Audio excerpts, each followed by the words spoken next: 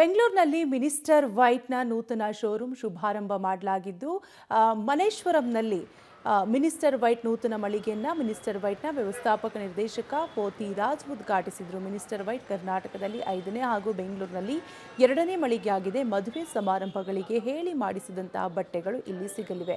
ಕಚ್ಚೆ ಪಂಚೆ, ರೆಡಿಮೇಡ್ ಧೋತಿ, ಶರ್ಟ್ಗಳು, ಕಾಟನ್ ಶರ್ಟ್ಗಳು ಲಭ್ಯವಿದ್ದು ಪುರುಷರ ಸಾಂಪ್ರದಾಯಿಕ ಮತ್ತು ಮದುವೆ ಉಡುಪುಗಳಲ್ಲಿ ಮುಂಚೂಣಿಯಲ್ಲಿರುವ ಮಿನಿಸ್ಟರ್ ವೈಟ್ ಯುನಿಕ್ ಕಲೆಕ್ಷನ್ಗಳ ಮೂಲಕವೇ ಗ್ರಾಹಕರನ್ನು ಸೆಳೆಯುತ್ತಿದೆ.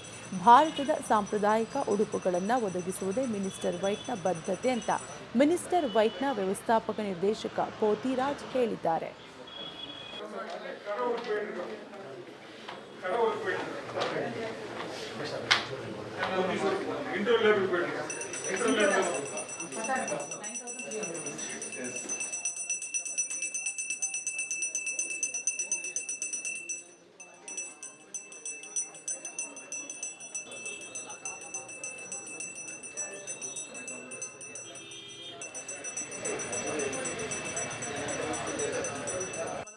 ಸೊ ತುಂಬ ಖುಷಿ ಆಗ್ತಾ ಇದೆ. ಇದು ನಮ್ಮದು ಡೇ ಬೈ ಡೇ ನಮ್ಮದು ಶೋರೂಮ್ಸು ಇನ್ಕ್ರೀಸ್ ಆಗ್ತಾ ಇದ್ದಾವೆ.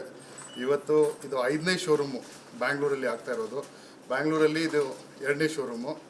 ಬಾಕಿದೆಲ್ಲ ಮೈಸೂರು, ಹುಬ್ಳಿ, ಬೆಲ್ಗಾಮು ಈ ಪ್ಲೇಸ್ ಎಲ್ಲ ಇನ್ನೂ ಅಪ್ಕಮಿಂಗಲ್ಲಿ ಇನ್ನೂ ತುಂಬ ಶೋರೂಮ್ಸ್ ಆಗ್ತಾ ಇದ್ದಾವೆ.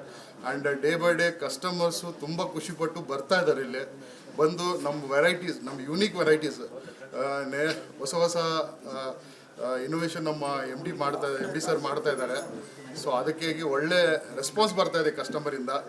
ಸೊ ಖುಷಿ ಆಗ್ತಾ ಇದೆ. ಇದು ಒಳ್ಳೆ ಗ್ರ್ಯಾಂಡಾಗಿ ಓಪನ್ ಆಯ್ತು ಇವತ್ತಿನ showroom. So thank you very much. So ತುಂಬ ಖುಷಿ.